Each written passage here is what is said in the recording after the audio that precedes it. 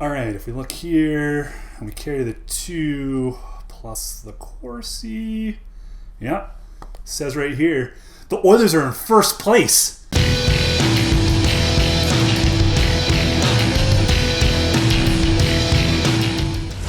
What a weekend, huh?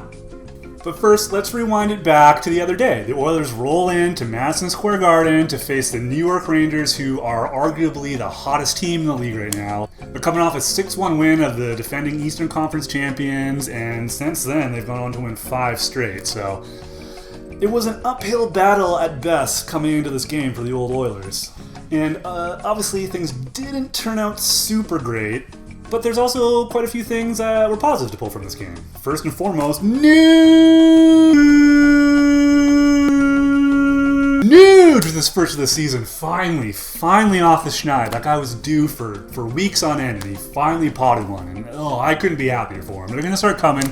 He's still third on the team in shots, so he's going to start potting more goals as the season goes along. And not only that, but he scored on the power play. I know last week I talked a lot about how pitiful the Oilers' power play was, and boy was it, but, they finally got one in there against the Rangers vault team, so, once again, arrows pointing upwards. And that pass by Connor McDavid off his skate. Bend it like Beckham! Larson got his first goal as an Oiler, which was nice to see. I wouldn't expect many more from him this season. He's only 2 goals away from tying his career high of 3, so, this is what I expected. I think a lot of other people had bigger hopes for him just by virtue of playing with Connor McDavid and being on the first defending pair for the Oilers, but he got a goal and it was nice. It was a nice shot and it was good to see. I'm glad for him. And the penalty kill was perfect once again, and I would argue that's been the consistently best thing about the Oilers so far this year is their ability to kill penalties. And to top it all off, they had the lead 3 different times in the game. 3! This being the Oilers, however, they, coughed the lead up 3 times as well. But still, they had the lead, and that's something. And that Rick Nash game winner was all sorts of shades of ugly. First off, you've got Matt Benning, who had a real rough time that game. He kind of punched the puck into his own end there after having trouble corralling at his own blue line. Benning and Nurse both lose the battle in the corner. Absolutely nobody is covering the points whatsoever, so the Rangers get a good shot on net. And then Milan Lucic just kind of stands there and watches as Rick Nash bangs home the rebound. It was a lot of shades of the last few Oilers seasons, and it just was not good top to bottom. But this is the season of positivity, all right? So we should also look at the fact that the Oilers were in a 3-3 tie game with arguably the hottest team in the NHL right now up into the last 90 seconds of the game. So that's something we generally wouldn't have seen last year. So once again, put another check mark in the positive column. Obviously, ideally, they don't find themselves in a situation where they're tied that late in the game, especially when they have the lead 3 different times. But, we're taking baby steps here. We gotta learn to walk before we can sprint. So, it's a work in progress, and so far, so good. Then it was off to Brooklyn to face a disappointing Islanders team who had lost 4 of the last 5 games coming in. So, what did the Oilers do? They gave up a goal within the first 10 seconds. That goal was once again just a horrible, horrible flashback to seasons of Oilers past. You had all 5 guys on one side of the ice for some reason. Cal Clutterbuck could have driven a garbage truck through the lane there that they had given him into the front of the net. And then in comes Nick Leddy completely unabated and just bangs it home into a wide open net. And it's 1-0, 10 seconds in. So, not a great start, obviously. I thought Zach Cassian looked good to start the season, but he's since slowed down after the first, 5 or 6 games or so, and ideally he'd probably be playing on the 4th line or at least getting less minutes, but this is the situation the Oilers find themselves in right now with injuries and just lack of depth in general that, he's still out there, and he hasn't been bad per se, but he's still, for me, he's leaving a lot on the table right now. About 5 minutes later, the Islanders come down the ice, and they get a pretty lucky bounce. The puck bounces off both Matt Benning and Connor McDavid's skates into a wide-open Shane Prince, and he hammers one home from about 3 feet out. It was a lucky break, but at the same time, Matt Benning, what are you doing? Why are you behind the net? You lost your man. The puck bounced off your skate, and then you end up behind the net, which is kind of looking around as the puck's in. He's a rookie. He's coming straight out of college, so, there's going to be warts in his game for sure, but that was just a really bad sequence on top of the bad sequence that led to the game-winning goal for the Rangers a couple nights before. So it just wasn't a good look.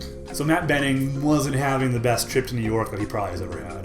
However, 2016, it's all about positivity and redemption, so guess who gets on the board with his first NHL point after firing a quick wrist shot that gets tipped in by Pat Maroon? The big rig! Matt Benning with his first NHL assist, and the Oilers are on the board. What is that? You guys hear that? Is that the power play's music? Motherfuckers literally forgot about Dry, and he bangs home his first goal in 10 games. But a goal's a goal, it's a power play goal, Draisaitl's off the schneid, the power play is rolling once again, and we're tied up at 2. Then comes the second period, both teams trade goals back and forth, and Milan Lucic bangs home another power play goal, and we're all tied up. No goals in the third period, we're heading to OT. And how about that OT? That was one of the most exciting OTs I've seen in a long time. Just back and forth pond hockey. You got teams trading chances, goalies making saves, and me sitting on my couch trying not to chew off my goddamn fingers. And since 3-on-3 OT is so much fun and the fans love it so much, we only get 5 minutes of it, and then it's off to a f***ing shootout. Shootout went pretty much as you would expect. You got missed chances, you got saves, and then here comes Mr. Unsung Hero himself, Mark Letestu, with another game winner. Our good Alberta boy has 2 game winners on the season this year so far. What a turnaround he's had this season. I mean, obviously it helps, and he's even said that it helps that he's been playing a lot less minutes this year. He's got a little bit less responsibility, so he's a lot fresher out there, so he can go out there and score shorthanded goals, and he can score shootout goals. So, so far so good. It's working for him. No time to revel in the win, however, though, as it's off to Detroit for the Oilers' first back-to-back of the season against the Red Wings. A back-to-back against the Red Wings in Detroit. Normally a game like that will be what we would lovingly refer to as a scheduled loss. But this is the 2016 Oilers, baby, and we're flipping the scripts. The Oilers definitely look like a team who was playing their 4th game in 6 nights and the second of a back-to-back, but thankfully the Red Wings looked even worse. I'm starting to think that the fabled Red Wings model had a lot more to do with the fact that they had just Hall of Famer after Hall of Famer on the team for, 2 straight decades, more than just some kind of European voodoo that allows them to find, future Hall of Famers in the 6th round of the draft. But what do I know? Can we talk about Tyler Pitlick for a second? Tyler Pitlick! Turns out when he's not dealing with spontaneous hydrodentoplosion, he's actually a legit NHL player. Who knew? He's just continuing on with his storybook season so far, and he pots his 4th goal of the year for the Oilers. If you had given me 100 guesses as to who would be tied for second in Oilers scoring after the 13-game mark, I probably would have said Mark Arcobello twice before I ever said Tyler Pitlick. Our boys got more goals than Eberle, Puljujarvi, Draisaitl, Nuge, and Pouliot. We should probably look at this as, maybe it's not great that a guy averaging less than 10 minutes a night is outscoring the guys on the top 2 lines, but I choose to look at it as guys like Pitlick and Letestu are going on the bottom 6 lines, and that is a huge, huge arrow pointing in the right direction for this team. And now I don't want to alarm anyone, but the Oilers scored a power play goal for the 3rd consecutive game. It still seems to be a bit of a work in progress out there, but I mean, they're getting results finally. So something's going right, obviously. And that's going to help reduce my Oiler-related stress levels. And the cherry on top of all that was our boy Nuge scoring another goal. An absolute beautiful bar-down snipe from the hash marks. It was awesome. The boy can shoot. Like I said, he's 3rd on the team in shots, so it's not for lack of trying, and the goals are going to come, especially if he gets more time with McDavid on the power play. Despite what Drew Armando might tell you about his slow start to the season, he's been fine. He's been one of the most consistent Oilers all year so far, and the goals are going to start coming in bunches. And we survived our first game of the Monster. I was not a fan of that signing at all in the summer, partially because his career numbers leave quite a bit to be desired, but also because there were still plenty of really, really good guys left on the free agent market. Chad Johnson. But hey, I mean, he made 22 saves, and he got the win. That's all that really matters. His style looks like someone who'd be a lot more comfortable out there in 1992. The way he just kind of flails his arms and legs at pucks and just hoping he kind of gets his body on something. And it was really funny watching Oiler Twitter collectively clench their butt cheeks every time he was out there swimming around in his crease or he kicked out a huge rebound or something. But the Oilers did their job. They limited the Red Wings to only 23 shots on goal, which was, again, a very, very nice change of pace. Normally they're giving up 30 plus a game, so that was great to see. And I mean, Gustafsson did exactly what he needed to do in order to get the win, and all that matters is that there's points on the board. But not everything is completely hunky-dory. Jordan, my man, My man crush. What's going on out there, bro? The shots are coming. He leads the team in shots. He's got more shots than McDavid's. The goals aren't there. He's had plenty of grade A chances, especially in the last couple games. I mean, he rang one off the post off a beautiful feed. He was wide open in front against the Islanders and did 75 dekes and still couldn't beat Halak. He had a grade A chance right in front of the Detroit net. He couldn't bang it home. He just, I don't know. How many snakes bit you, bro? Are you worried about your upcoming engagement? Do you miss Taylor Hall a lot? I mean, what's going on out there, man? At this point, I mean, he's clearly not getting it done with McDavid's. And, our little boy Nuge, he's starting to heat up a lot. So I think now is the perfect time for McLellan to try putting Nuge and Eberle together. They've had success in the past.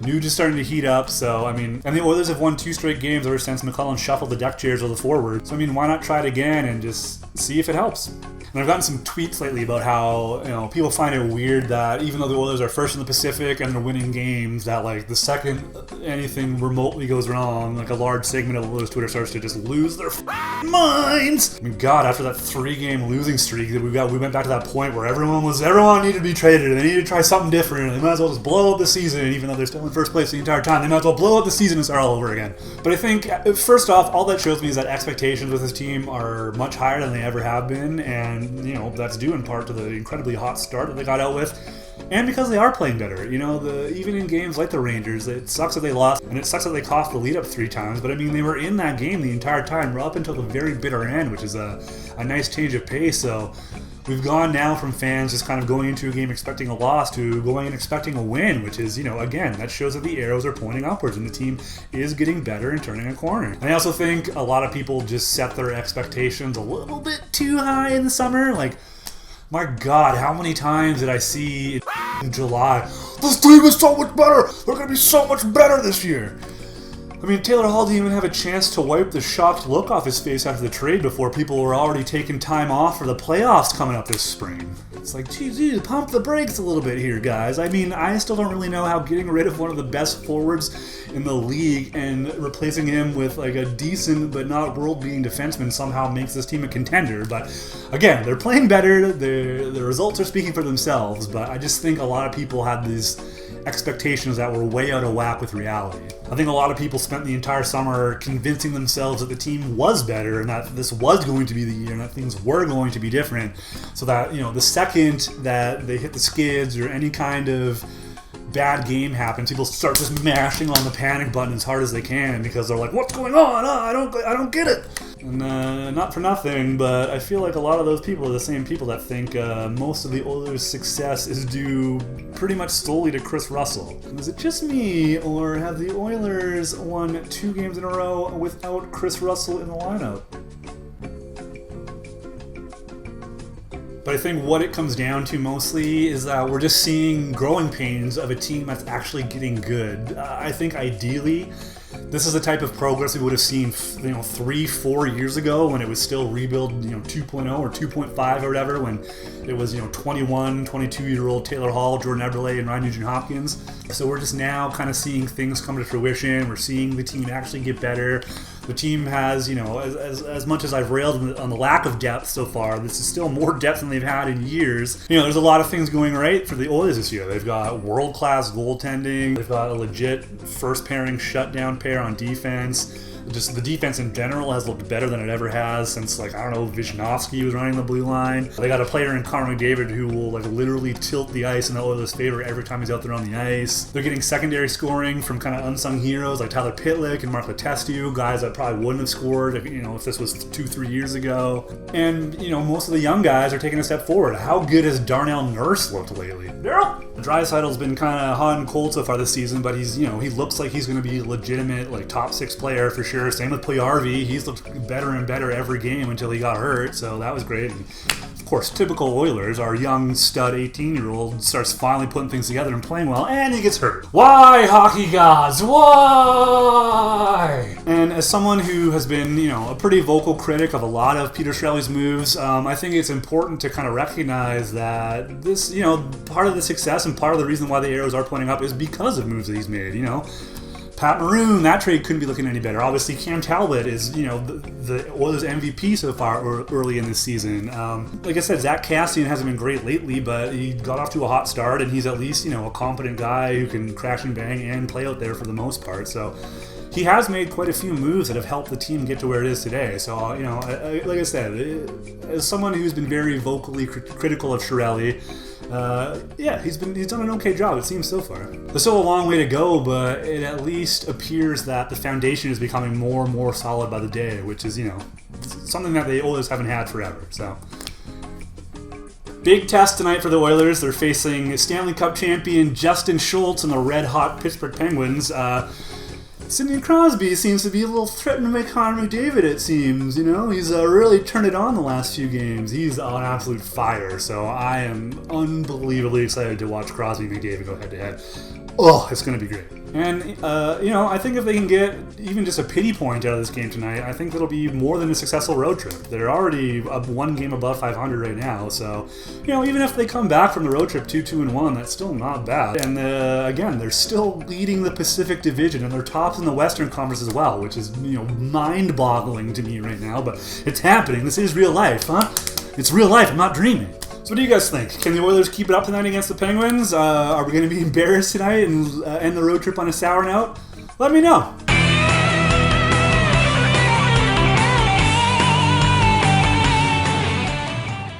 If you like that, be sure to like and subscribe.